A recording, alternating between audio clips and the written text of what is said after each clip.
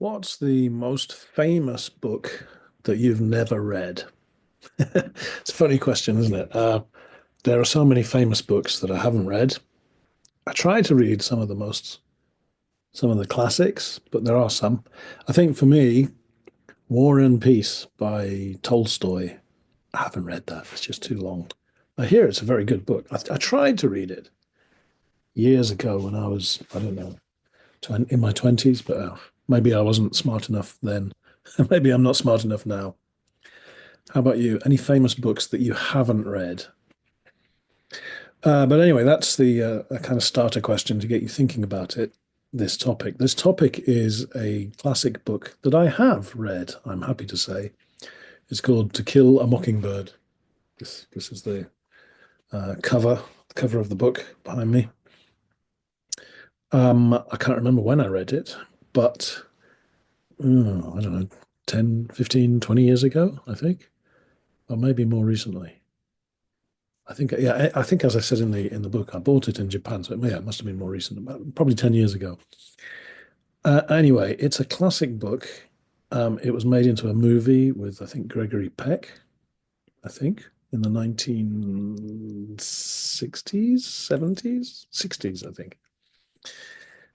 And anyway, it tells the story of a black man in the south of America. I think it's Alabama, southern state in America, who is wrongly accused. They say, you did a crime, wrongly accused of raping, having sex without asking, having sex with a white woman. And he's accused of this. And so the whole town, the white people in the town, are angry about it. But he's defended in the story. He's defended by a white lawyer, a liberal, good guy lawyer, and the judge is very fair. And the sheriff, I'm a sheriff, Mr. Sheriff, but the sheriff, the head of the city police, is also a fair man, even though the rest of the town seems to be very racist. I don't remember what happens in the end, but I think it's a hopeful novel, and that's one of the reasons why it's popular.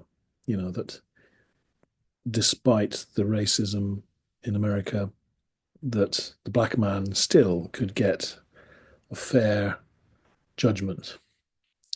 What's interesting reading it now these days, I think when I read it, it must have been around the time of the Black Lives Matter movement in America.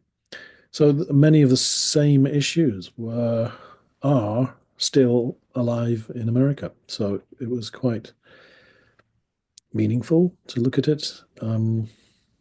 Anyway, yeah. I mean, it's not a heavy book.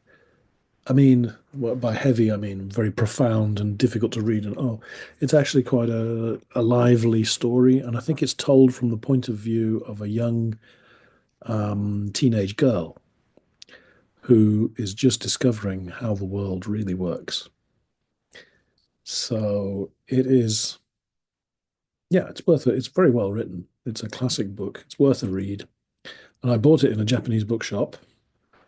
Actually, the bookshop no longer exists. It closed. It was in the Kashiwa no Ha uh, shopping mall. It's no longer there. It's now a sports shop. But anyway, it's a good book that even though it's old, it's still relevant. Some of the words I used in the lesson, I just want to have a quick look up. Packs a punch. The story still packs a punch. Punch is hit, right? Packs a punch. It still has some weight. It still has some power, this book, even though it was written 50 years ago. Another expression in here, innate optimism. Innate means you're born with it. Optimism means you're looking for the best, looking for the future, thinking the future will be great. So the book has a lot of innate optimism that, yes, racism is terrible, but America can get better. When it was being written, I think it was around the civil rights movement, Martin Luther King. There was hope that things would get better. They have got better in America very much until recently. Well, it's questionable, isn't it? I don't know. I don't know. Okay, and the final expression is a racist rabble rouser.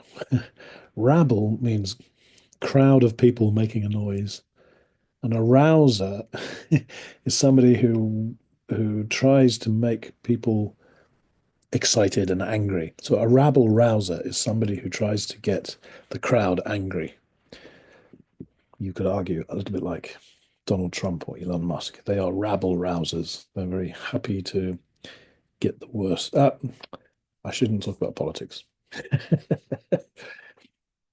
That's a bad example, but yeah, a rabble rouser trying to get the crowd against somebody. So that's the kind of themes that are in the book, and they're still relevant. I have three questions. Number one, would you like to read To Kill a Mockingbird? Why and why not? Number two, do you know any classics that are still popular today, maybe in Japanese? Number three, what makes a classic story stay popular through time? It's a good question. Okay, thank you for your time. Talk to you soon.